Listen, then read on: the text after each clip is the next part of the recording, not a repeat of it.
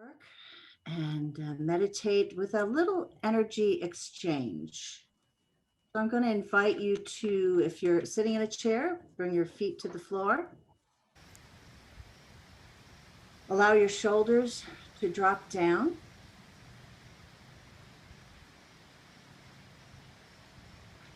And close your eyes. So with this energy exchange, we can simply begin by bringing our awareness to our breath.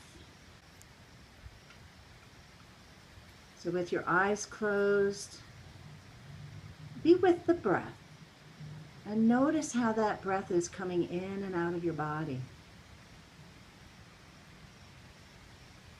Feeling the breath going in through your nostrils, feeling it pressing up against your skin. Exhaling, letting that breath go. So don't change the breath in any way. Let the breath breathe you. Just notice that breath coming in and out.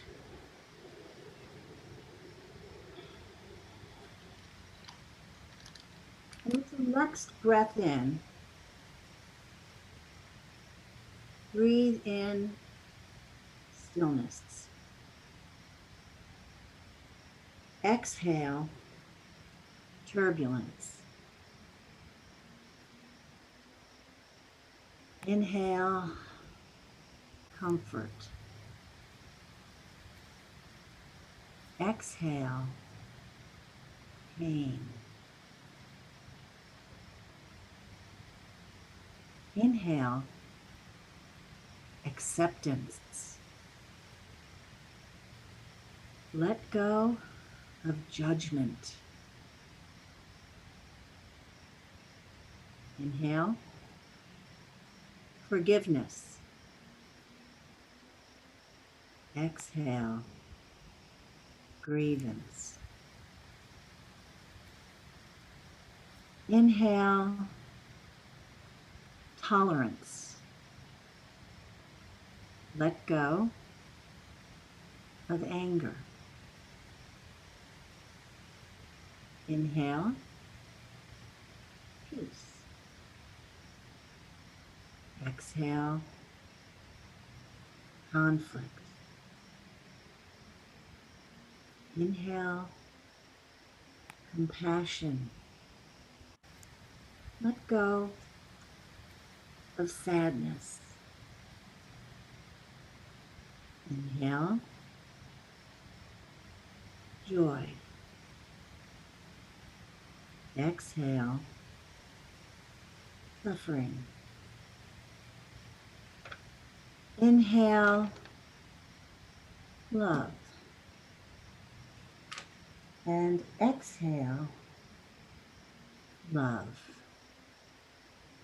Again, inhale, love. And as you exhale, send it out. Send it out to the world, to your neighbors, to family, to loved ones. And then inhale all that love back to you and let it shower around you and just wear it like a sweater, like a warm, comforting sweater. And allow that love to continue to come in and out,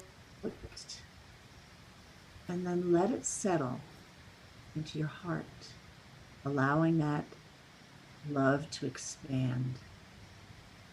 And take a few moments here to feel what that love feels like inside and out. You breathe. And relax with it. Feeling that love.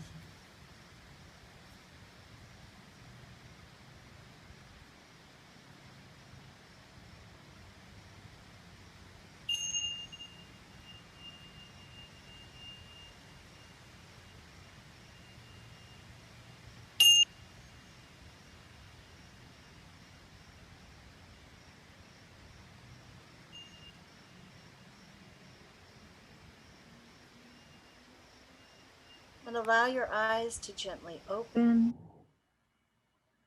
Lift the corners of your mouth upward. And let's take one deep breath in and let it out with a big, loud sigh. Deep breath in. Ah. Welcome. Oh, that was awesome. Thank you. Okay. And I don't know, Pam, did you start the recording or did I? Because I thought, oh my God, I didn't record. I don't hear from Pam. Maybe I started it for my angels. I see a little record button. Don't you see a record button? I do. And it says it's recording. I just don't know if I started it. So I don't think I have that power in this meeting. All right. Well, just to give you an update that in May, we are having Kathleen Booker come and speak on breath, the breath, breathing, and how it's going to change your life if you just pay attention. And then in June, we're going to have Shira Adler come in and talk about cannabis, CBD in all ways, whether it's from hemp or whether it's from marijuana. So that's what's on the agenda. And then we take a break from July and August and resume in September. So I hope that anyone who has formerly been a member will rejoin. If you haven't and you're on the website, we are about to start taking those members off that have not renewed. So hurry up, come in and sign back up. And thank you for the members who have re-signed up and continued to be our buddies, our holistic buddies. So I'd like to introduce now Pamela Cuccinell, who's going to give us a little astrological update. So Pam, and I would ask that everybody put themselves on mute, please, including me. So here we go. Okay, here we go. And I am going to talk about something. Let me just make sure I'm on. Yes, I'm unmuted. Sorry. So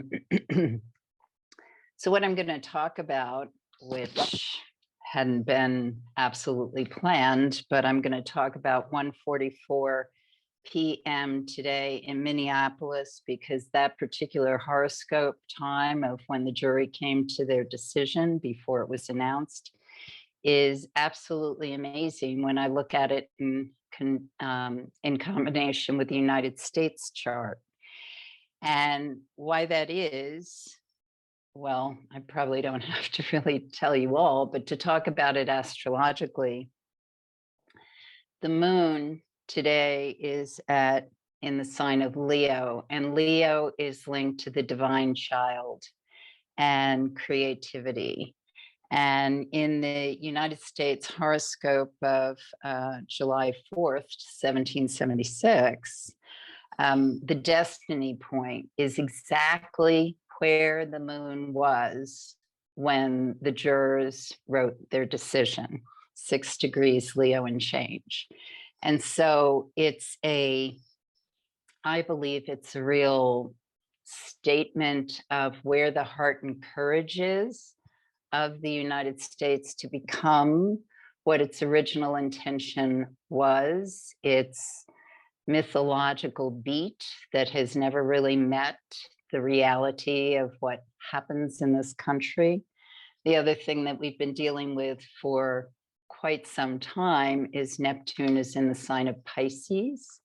And in the sign of Pisces, the planet that has to do with the highest octave of love is reminding us of how we're all connected in the universal unconscious. Negative manifestations of this are drugs, as we're becoming aware of the pharmaceutical industry and how it is, and the healthcare industry. And earlier, before we started recording, we were talking about the prison industry. All these industries in the United States basically tap the lifeblood out of the absolute heart and courage of the country. So as I watched this verdict was made. The planet Neptune was in harmonic aspect with the natal Mercury of the United States chart.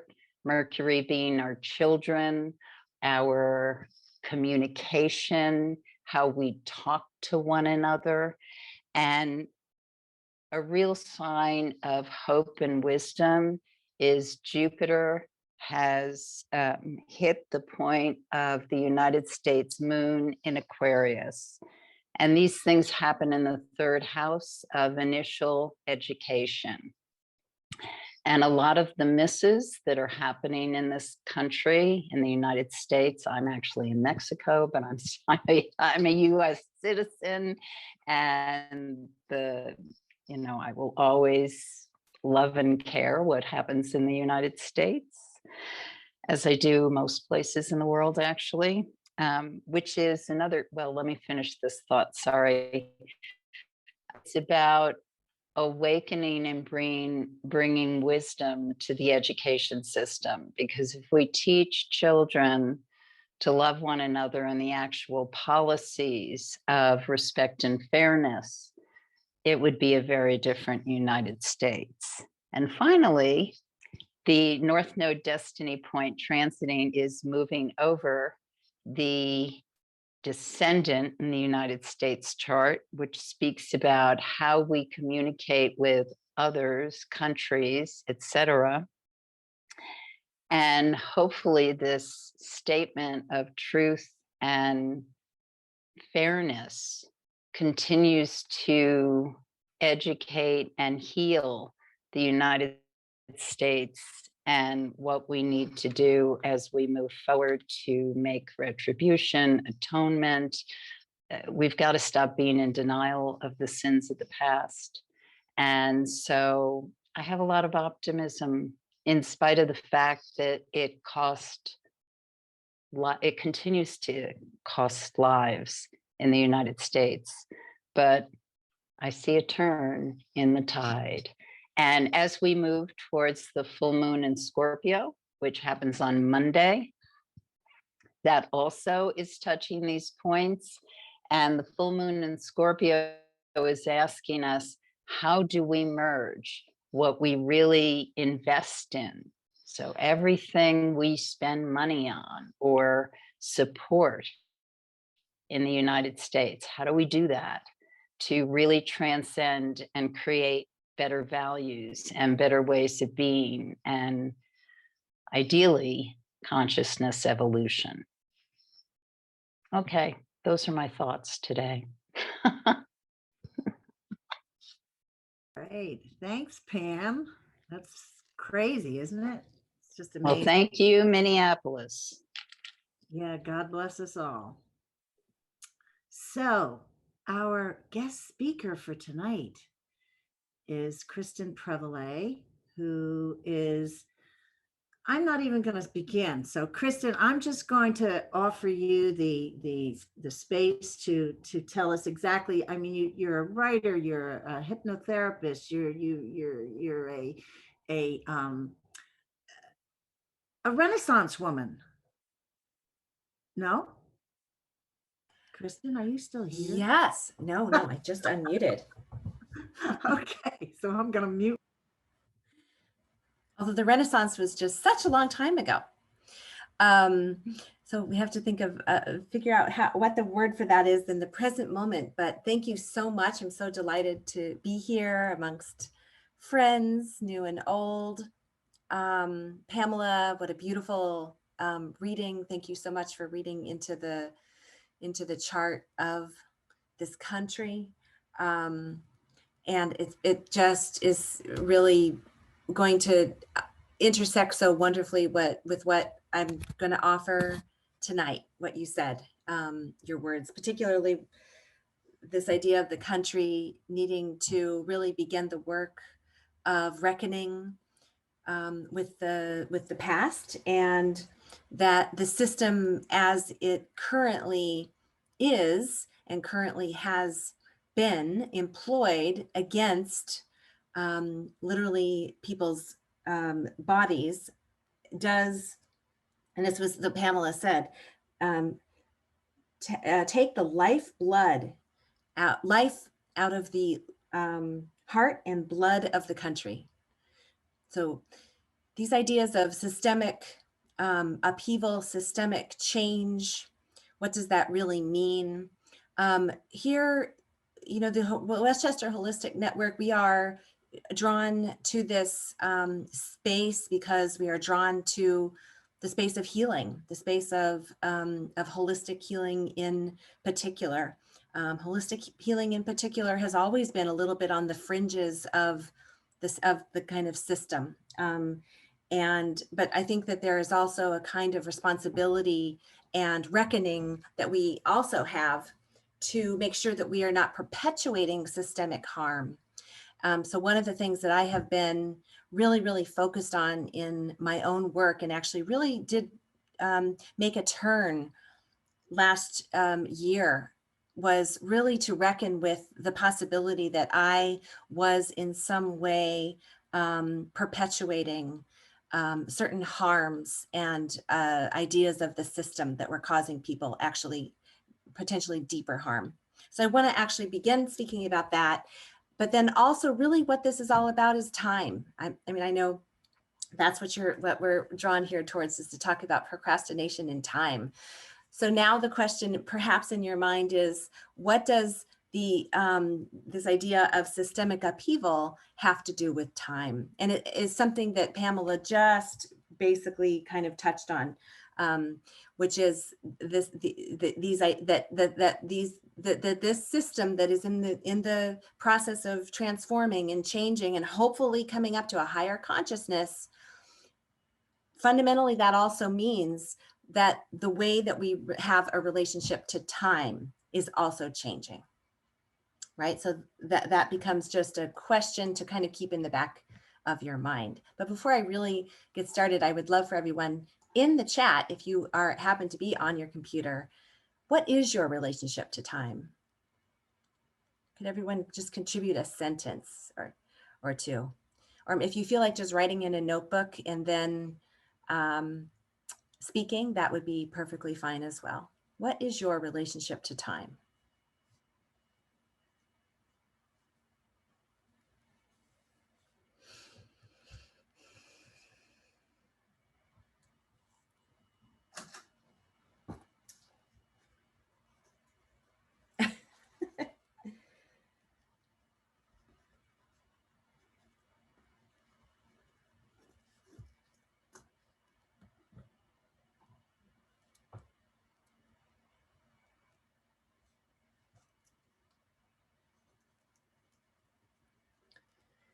Thank you so much. And does anyone want to, the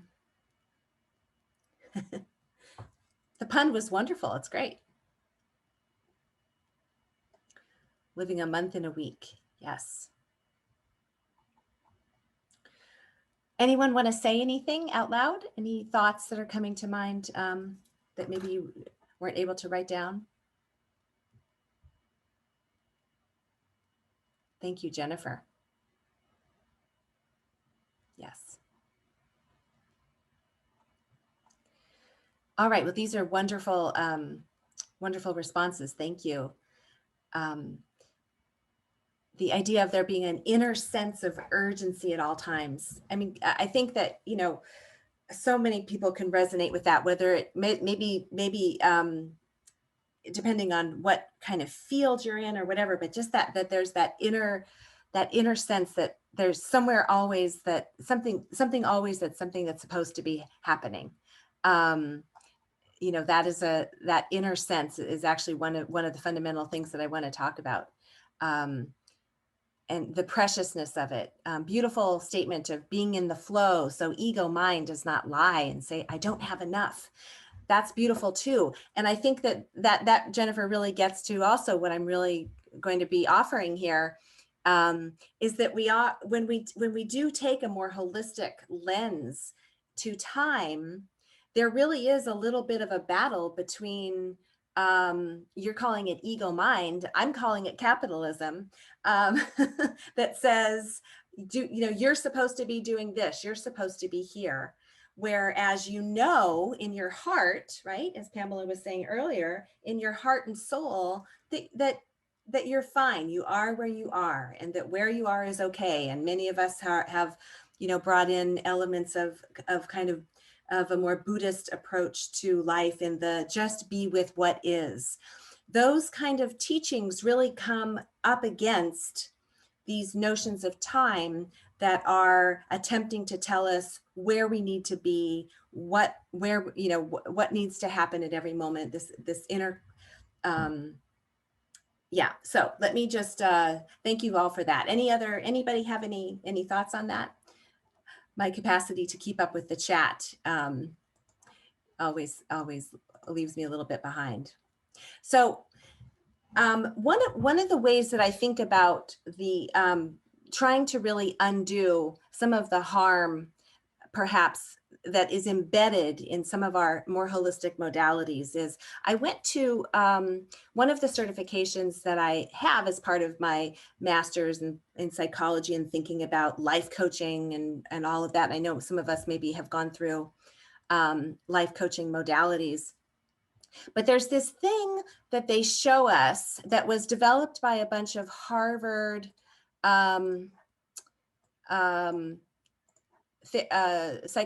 psychiatrists, called The Wheel of Life. Does that look familiar? It was in the New York Times. It was a really big deal. And in life coaching school, I was given this, and it was sort of, I was told that this is like a good intake, right? That you give this to people as an intake. And the idea is that you would measure your experience of each quadrant between 1, i.e. down here, life sucks, and 10, life is great. So the idea is that you're supposed to have it, you know, be in this realm of like here, right? Family and friends, significant other, romance, fun and recreation, health, money, personal growth, physical environment, and career. And then you're supposed to draw you're supposed to connect the dots, right? And usually what happens is this: you ask yourself, well, how wobbly is your wheel? And it just, you know, I mean, come on, right? You're going to try and keep a 9 or a 10 in all of these quadrants in every single given moment. And if you're not doing that, you are a colossal failure, right? But in the eyes of who? In the eyes of what? And in service to who? And in service to what, right? What system is that? What system is that that's calling us always to need to fill in ourselves within these kinds of pie charts that tell us that if we don't have all of these things going simultaneously all the time, that you are a wobbly wheel? Now, of course, this is a very common motif. You might remember the great film Metropolis, which I highly recommend that we all rewatch again. Fritz Lang's Metropolis from the 1920s, which really, really takes a huge look at capitalism and the way that it works, particularly in relationship to work and time, right? So work and time. So there's, and so here's what I think many of us know about time, which is that it doesn't exist, right? Time is a word.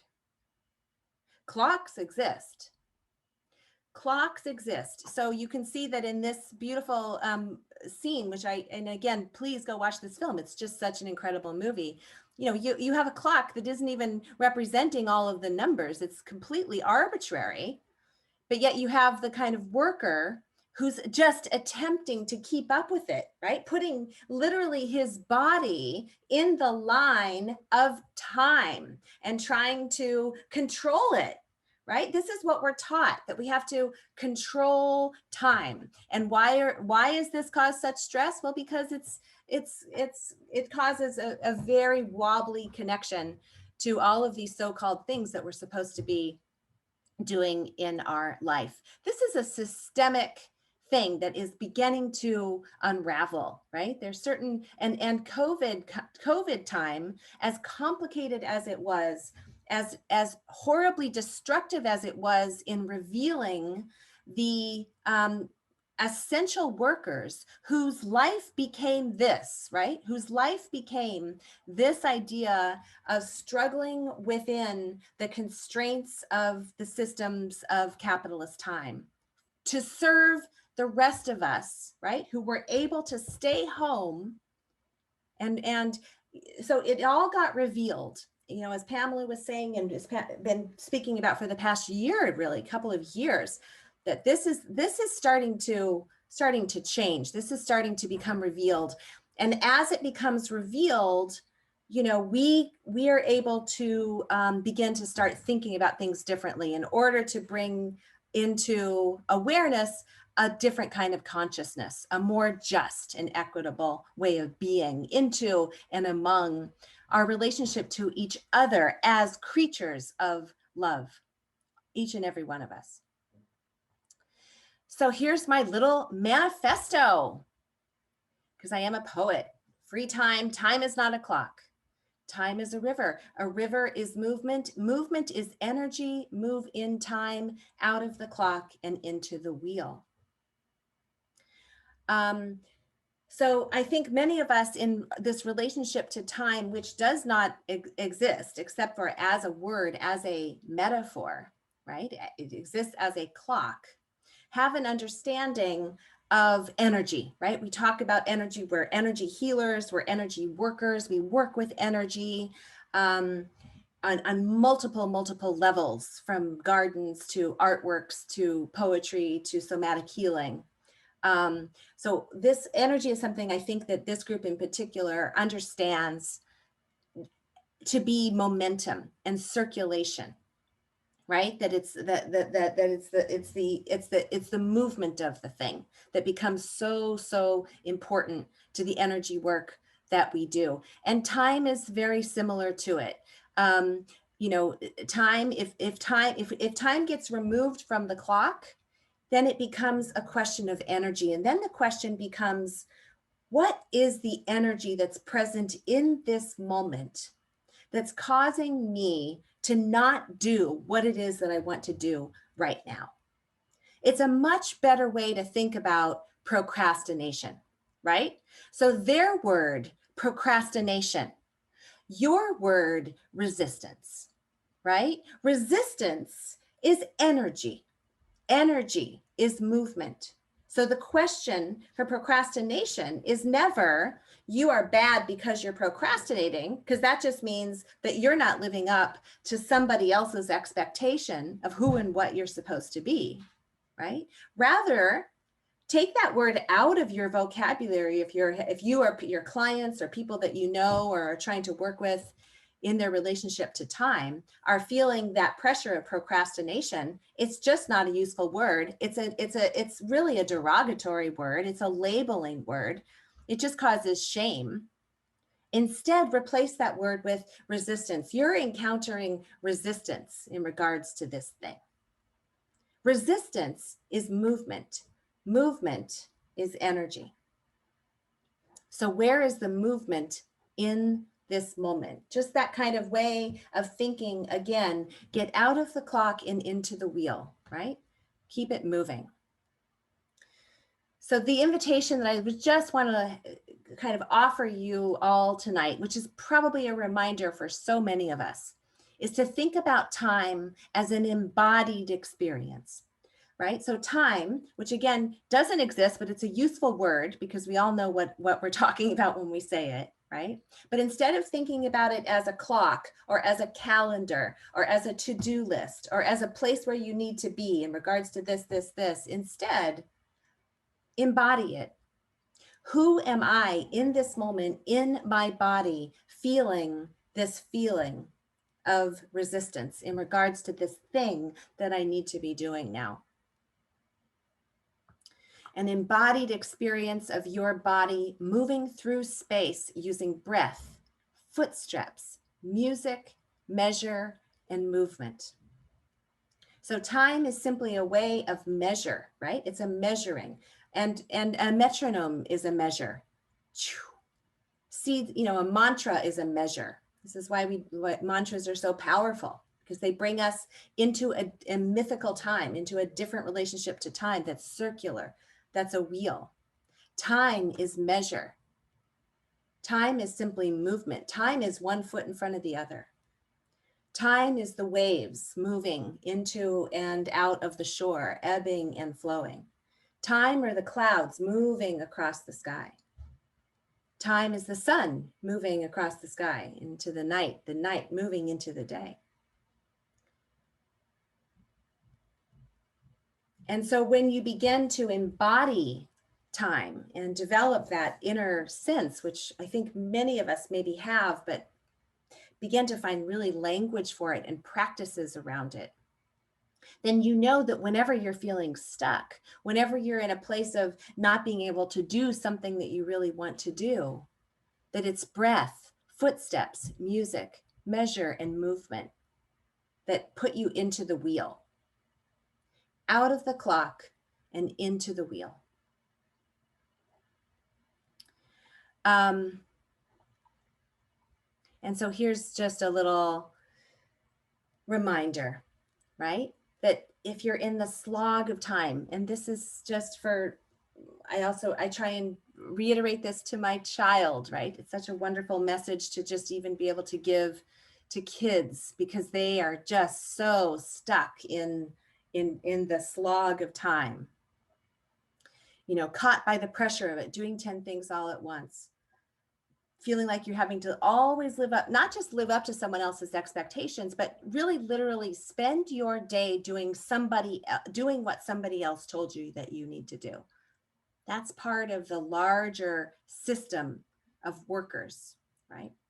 The question is, if you're, you know, a person is needing to move into a different relationship to time, it comes through breath. What is the path of least resistance that you can move through in this moment? What energy is present even here? Is it a movement? Is it dance? Is it music? Is it measure? Is it one foot in front of the other? For the next hour, for the next day.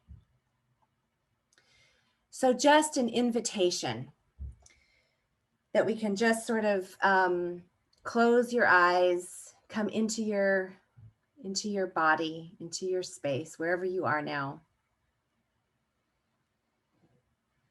Returning to that beautiful energy exchange that Kathy led us through at the beginning of the evening. Breathing in love and breathing out love. And also really imagining love is beginning at the very top of your head, moving the muscles of the very top of your head right down behind your ears, around your temples, around your jaw. The energy of love, the energy of space, the energy of movement and energy, opening up your jaw just a little bit, keeping your lips closed so that your neck relaxes, so that breath can move freely through your neck, around the back of your neck, down your spine. Just imagine breath moving all the way down your spine, one vertebrae at a time, the way that water moves, cascades along every vertebrae in your spine, every muscle relaxing down. Just connecting with the chair, connecting with who you are in your body now, feeling whatever it is that you're feeling. You have decided to take this time for yourself, to be here, to remember who you are when you are just sitting, just relaxing your body now, thighs moving down toward the earth, legs feeling heavier, feet connecting to earth.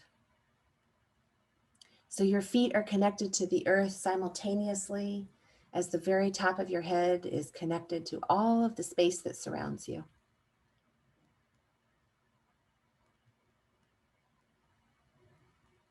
And from this place in your body, arriving there, however it is that you get there, feeling comfortable now, imagining the day tomorrow unfolding in time as energy, movement. Imagining tomorrow happening through breath, through one step at a time, through one foot in front of the other. Imagining tomorrow as happening through the energy of noticing when there's flow and when there's resistance.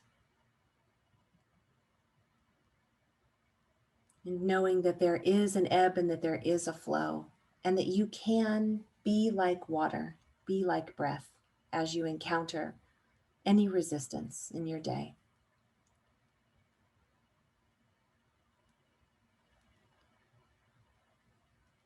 And so bringing your breath into the day, imagining now it is the end of the day. Feeling good, feeling that it went just as it needed to go, in time, one foot in front of the other, in measure, in energy, in movement, in music. And then bringing that feeling right back into your body now, connecting again with the soles of your feet, moving up the energy of the earth into your legs, bringing the energy of the earth up into your thighs, your sits bones connected to that chair. Energy of the earth up one vertebrae at a time. As you bring a breath now into your heart, deep breath in, filling up your entire chest with breath. That breath now moving up your throat, around the back of your neck, up to the very top of your head where there's a little door. Imagining that little door at the very top of your head opening to the space that surrounds you. You are surrounded by space. And it is through space that you are in time.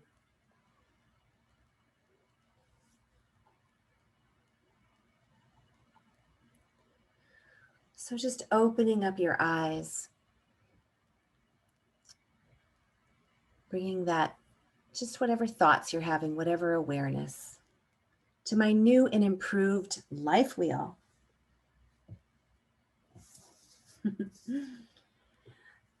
So where there had been quadrants, there is now simply flow, relation, into and around, the simultaneity of the mandala moving in time, the simultaneity of this beautiful flower as it simply circulates into and around physical spaces and rooms.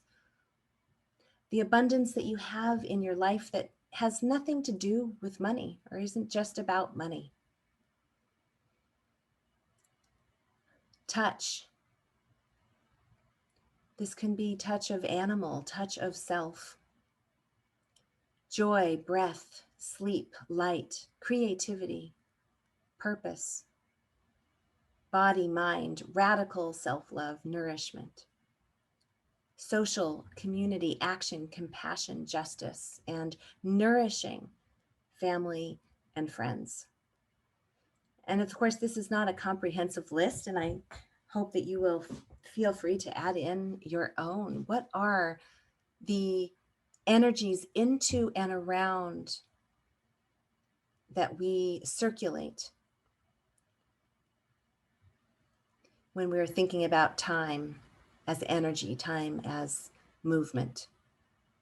How will it be to move through the day as this, as opposed to all of the stress of whether or not you are in the quadrant of your career for between 1 and 10? And of course, we know, coming from the holistic angle of things, coming from the holistic side of the system, that the energy of the mandala is a fractal system, meaning that it replicates into the smallest parts. The smallest parts of the mandala contain the largest. And so it's an ever generative system, shape.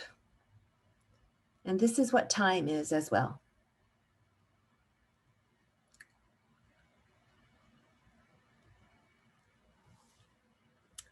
Time is not a clock. Time is a mandala. So I have,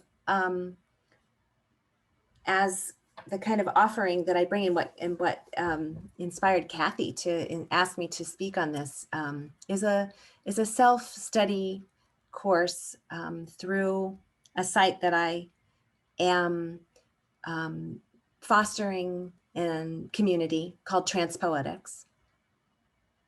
And Transpoetics is a course, an online course that I'm teaching that really is about nourishing what I'm calling your creative oracle, your oracle. The oracle meaning that which is attempting to speak through you. And I believe that each person has an oracle.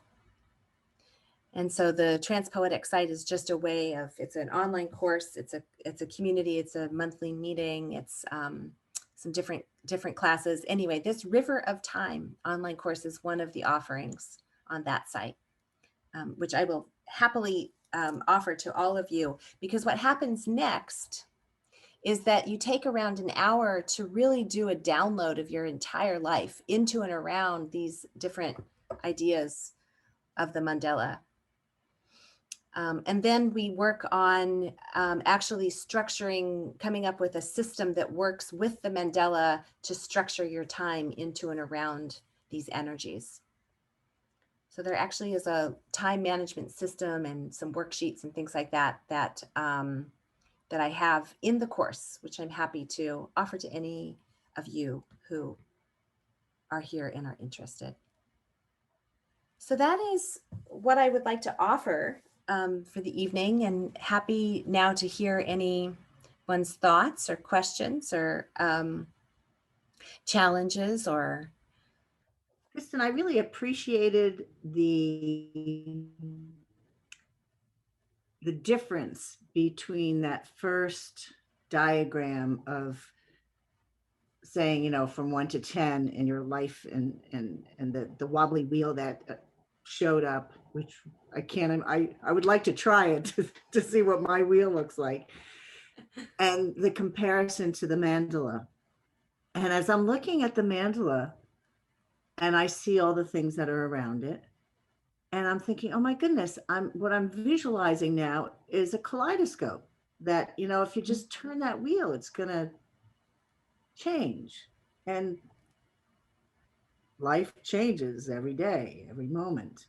Yes. I just appreciated that comparison where, and not being in that box and that wobbly wheel, and then looking at the mandala, and having the opportunity with the leaves of the mandala, and the little, I don't know, it just made me feel so much better about my time management. Well, thank you so much for seeing that. That's exactly what I'm envisioning as well. That's,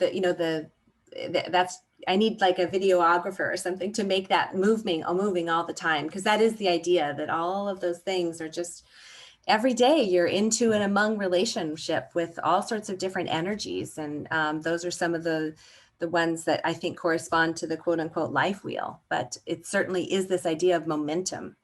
And maybe you're not doing them all simultaneously every single moment of the day. You know, there's not any pressure on that.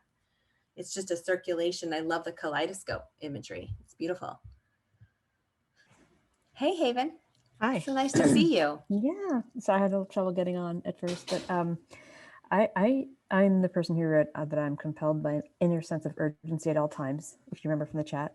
And as you were talking about time, and I had this vision of it, thinking about it as something that I kind of best, like I use the time to do other things. And it almost made me realize that it's almost like a rapacious attitude to kind of exploit the time in order to do something. It's not, if you could contrast that with like experiencing the time as you're walking through it as a kind of a much more gentle way of being.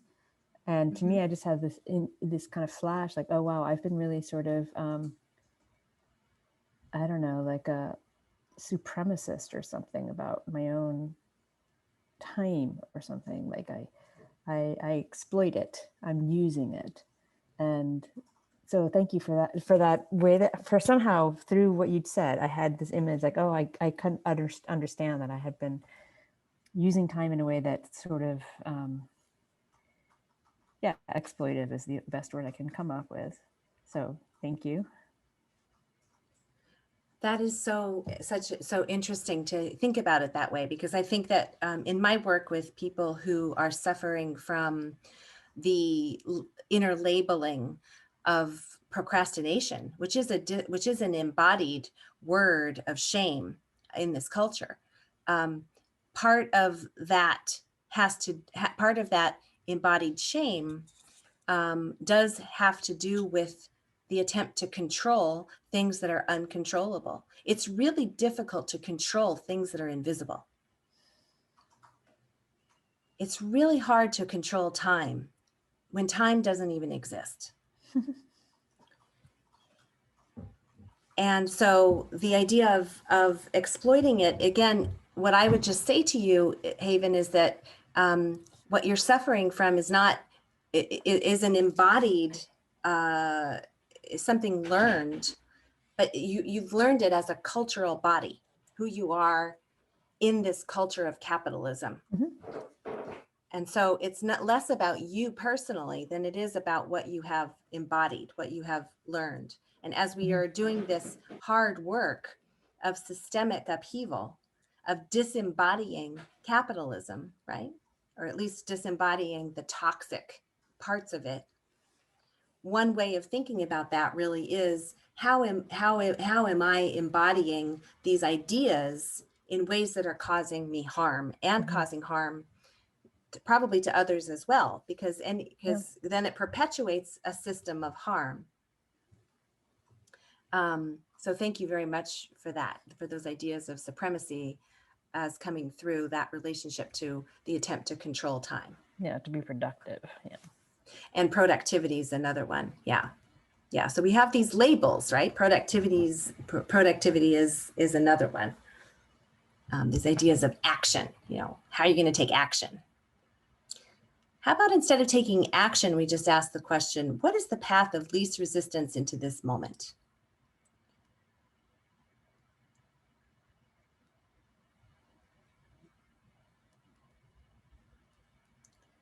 It takes some practice.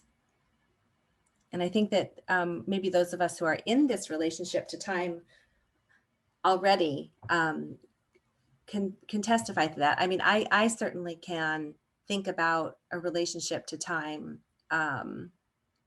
when I had a relationship to time that's very fundamentally different from the relationship to time that I have now.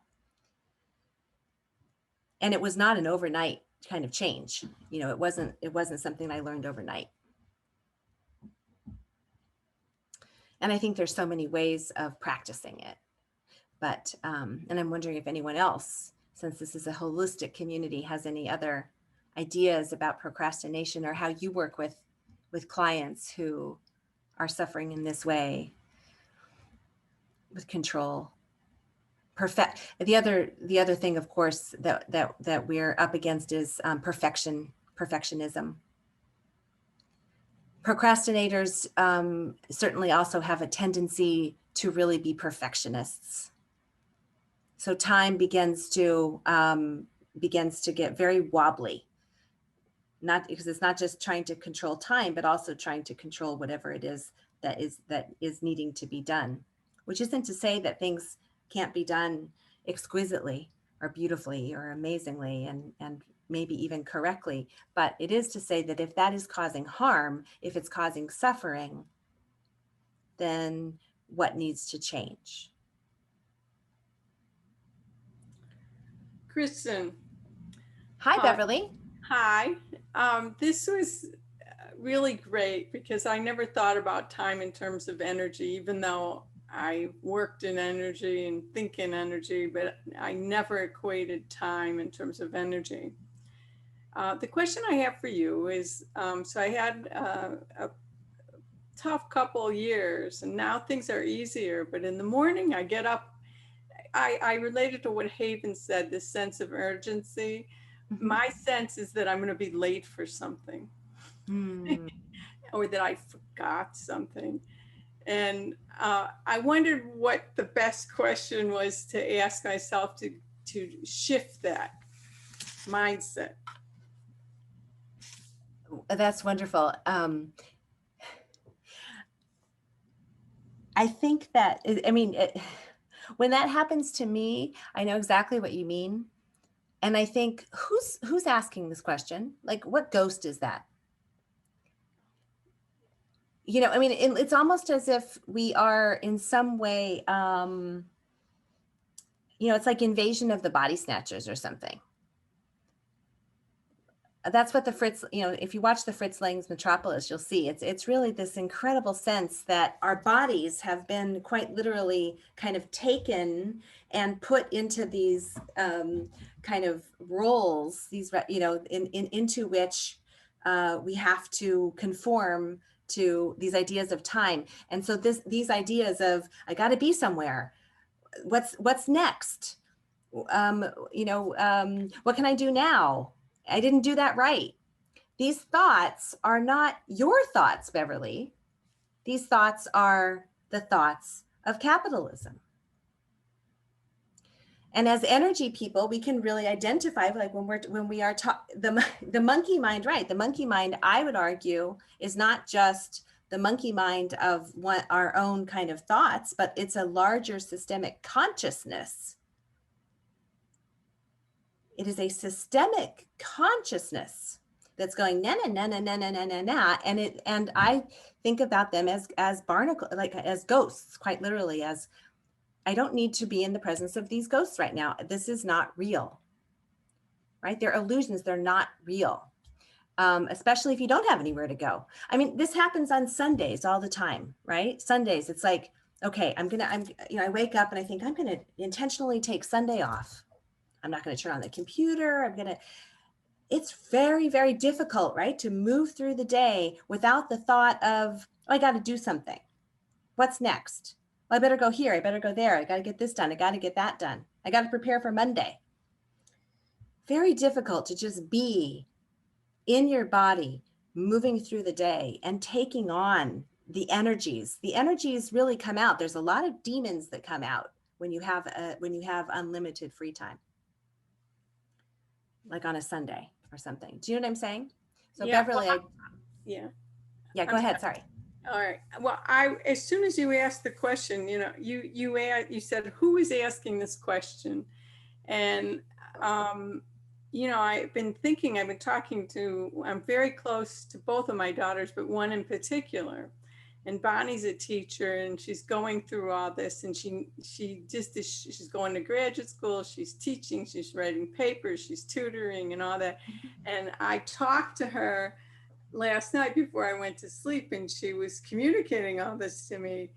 And, you know, the answer to the question this morning, who is asking this, it's Bonnie's question.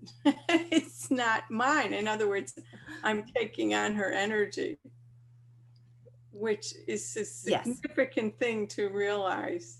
So thank you for that. Yes, in hypnosis, which is another thing that I've spent a lot of time studying, we like to say that really most of the voices in your head aren't yours. Well, it's funny because sometimes, especially when my mother was ill before she passed away, I would get these feelings of dread or whatever. And I would remember to ask the question, well, is this mine or is it my mother's? And a lot of the time it was my mother's. But I don't think I've ever asked recently, is this one of my daughters? Yeah. Thank you so much. It's a beautiful insight. It's so important to remember. Can I ask a question, Kristin? Oh, please. Hi, Jennifer. Thank you. Hi. Yes, thanks. Well, I mean, I'm just curious how you developed this, and what were you following, like some stream of consciousness writing or lucid dreaming? What is, you know, I'm really fascinated by all your you know, kind of unfolding about your relationship to time and the whole, journey of it. And I just want to know how you sort of, got connected to it. Thank you. I got connected to it through going through a period of feeling, well, first of all, just going through a period of, the whole thing, divorce, being, having a kid and a whole, just the whole, people dying and just the kind of, work being crazy, all of this, and then making a really large shift in my life, turning towards Buddhism in particular, and studying some of these, studying really deeply, and seeing that what this is a system, right? That what the Upanishads, what the chakras, what the Hindu, all of the kind of major religion, Catholicism, which is what I had grown up with, paganism, started taking on this ideas of the rituals and the equinoxes and the solstices, right? So I really was just taking it all in, because I was searching, looking. And what I began to realize were the patterns and the similarities between all of these systems, and that they were a system, right? And a system simply means that it's a field of organization around something that is invisible, right? That's what a system is. A system needs to take into account invisible energies and figure out a way to make them tangible, or make them realized, to bring them forward. And so if that's what all of this, all of these books are about, right? All of these teachings, all of this, and certainly then, really thinking about how language works to reinforce that system. It just kind of became this, I just began to become really aware of how to begin to apply the system to all sorts of things, right? So you can apply the system to everything. You can apply it to time. You can apply it to mental health. You can apply it to, you know what I mean? It really, I think that the mandala in and of it, in its essence, is a representation of, it's literally a symbol, right? Mhm. But it's a symbol of something that's deeply powerful and invisible. Mhm. But it's a power that's always present and available to us as sentient beings, right? In this body and in this mind. It is a way of bringing the mind and the body into this kind of, this perfect sort of incredible symbol, which of course is replicated the minute that you go outside and start walking in nature, so that you're seeing the fractal system in every fern, in the dandelions that are proliferating in every single field right now. Those are all fractal systems that are basically replicating the very thing that the mandala is trying to teach us. So if that is the teaching, if that is the primary teaching of pretty much all religious systems, right? No matter what the iconography is, it doesn't even really matter. It then becomes a question of how am I as individual bodies in these bodies living in alignment with the actual larger systems, not just of nature, but also of the human body into which is in alignment with nature. Yeah. So I think that the short answer to your question is just that the system of time, thinking about time as a mandala, is a way of being in time that is also being in relationship to nature. So the question that nature asks us is always, what would water do? What would dandelions do? What would ferns do? What would waves do? Right? So whenever you're feeling stuck, whenever you're in your body feeling in that slog, and you ask yourself the question, water, what would you do? You get a really interesting answer. And the answer is always movement, right? Music, momentum, footsteps, measure, ebb and flow in one way or another. I'm sorry, I cut you off. I can go on and on. I like it because you're relating it to the, you find ways to take time and relate it to water, to a mandala, to nature. I mean, I like that. It's connecting everything, isn't it? Right? Yeah. Yeah, yeah, It's related to consciousness. It's related to, they're all overlapping systems, aren't they? Right? they are. They Yeah. are. Yeah. And as humans, as humans, we just need systems. Mm. The question for us humans is, can we actually create a system that is benevolent and caring and believing that every single person who is living in a human body right now, no matter what color their skin, is deserving of love and can love whoever they need to love and can live a life of abundance? Can we actually imagine a system in which every single person is given that as an ability to live their life? That would be an amazing system. So the reason why I talk and think so much about systems is because I really want to be a part of that system. I really want to see that happening, beginning to unfold. Well, yeah. And I mean, I feel like that's very, while you love that, and I knew that's your sort of vision. I believe that many people are getting to that point, which is wonderful, right?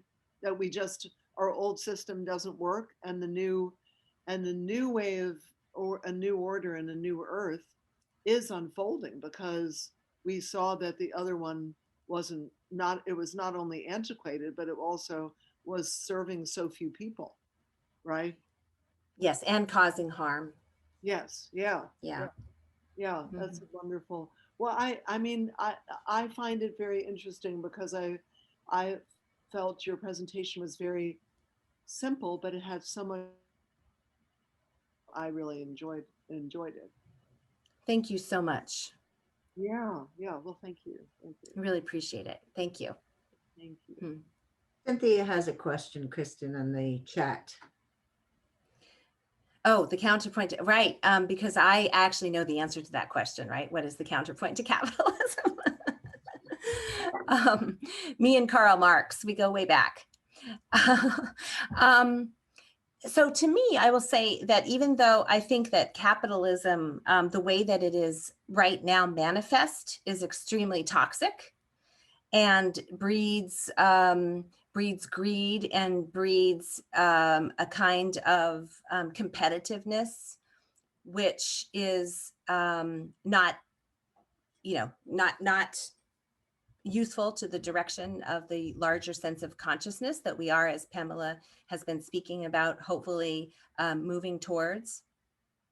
The counterpoint to capitalism is the way that dandelions proliferate in a field.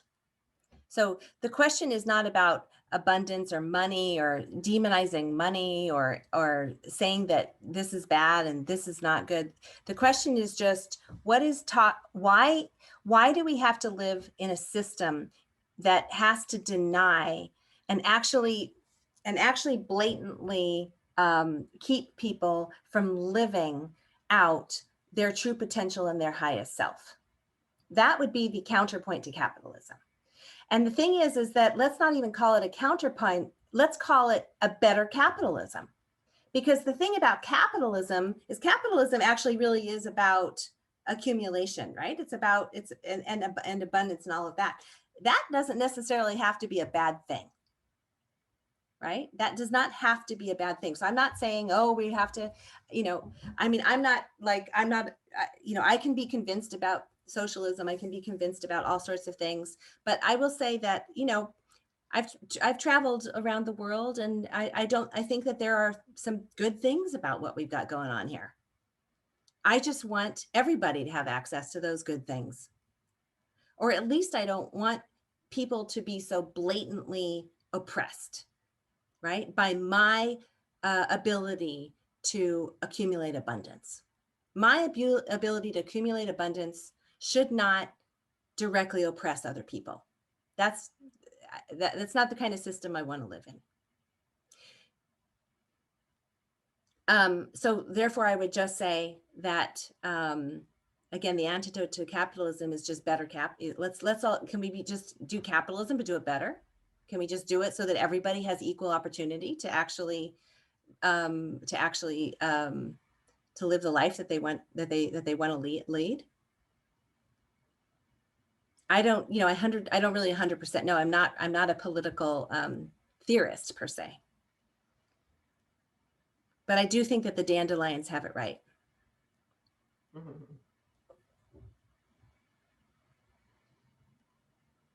Hey, Elizabeth. Hi, Kristin.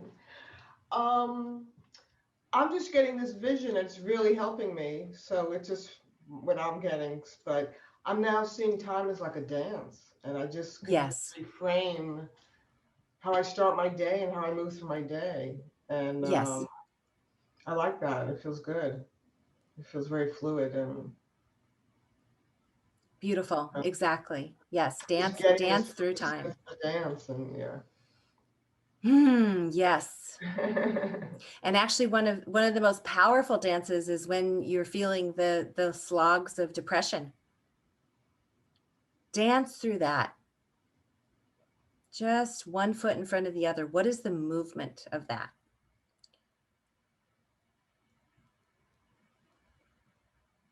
And also not to feel, for me, because I have time, I just would like more, but I do have a good amount of time. But when I do check out from everything, I just, because I felt like sitting out and staring at the trees for an hour, you know what I mean? Or, right. Because I didn't want to do that. And then I feel guilty. Exactly. It's not horribly guilty because, I've overcome my former type A self. But there still is something there that's like, but you did that yesterday. So why do you need to do it again today? Amazing. Exactly. And that's what I was saying. Days of that. I want days of that. You know what I mean? And sometimes I can create that and then I maybe feel guilty about it. But if I'm away, sometimes I go down to the Jersey Shore, and if I'm there doing it, it's fine. But when I'm home, where my home office is, and I'm doing it, that I get, it's a little tricky for me. So, exactly. But I do now like the idea of, I'll just say I'm dancing because I want to be dancing. That's what I'm going to say to myself now. Absolutely. And as I said to Beverly, ask when you feel that feeling of guilt, you can ask that, whose guilt is this? Like, where did this come from? Like, what do I have to, do I really need to take this on? Is it really useful? Is it necessary? No, and who does it belong to? Probably belongs to capitalism. How did you, think about just all the ways that we've embodied the system that we live in. It's an embodied system. We are bodies in a system. We can't get out of the system, right? You cannot get out of the system. Right. And I was really deep into the system at one point. And you were really deep in. So of course it's still in your body. Yeah. We write, think about muscle memory as holistic practitioners, right? We think about acupuncture as going in and opening up.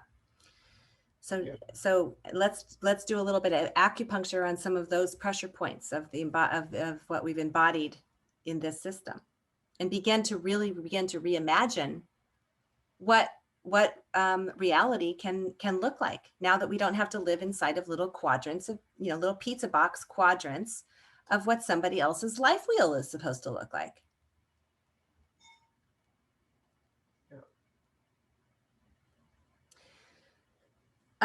Well, it is, I'm aware of the time. I think, Kathy, is that right? Yeah. You so leave your contact information? Yeah, so I am going to get everybody's emails, right, Kathy? Mm-hmm. And I'll send out a thank you note tomorrow and an invitation to check out the River of Time, so that you can listen to my it's like a 45-minute sort of like guided thing where you get your calendar and you get a notepad and a notebook, and you do some writing and some processing, and you download your entire life, and you begin to then move your life into the river of time. And, you know, if I was a true, and in the spirit of, yes, exactly. Capitalism is toxic capitalism is abundance corrupted. Yes, exactly. But in the spirit of holistic capitalism, now that would be a good system to begin to think about. How do we spread the love throughout the abundance of the system? How do we lift each other up? How do we lift each other up? Yeah, exactly. I mean, do we really have to believe that lifting each other up is going to, that if I lift you up, then I'm going to fall? I mean, that's, you know, these messages go really deep, but it's really not true. So anyway, what I was going to say, as I embrace the dandelions as my political model, maybe I'll actually design a calendar for the River of Time, and then I'll sell it for like $12.